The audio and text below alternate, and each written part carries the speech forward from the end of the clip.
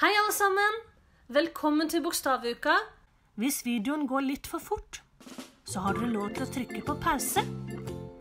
Og slik kan man jobbe steg for steg.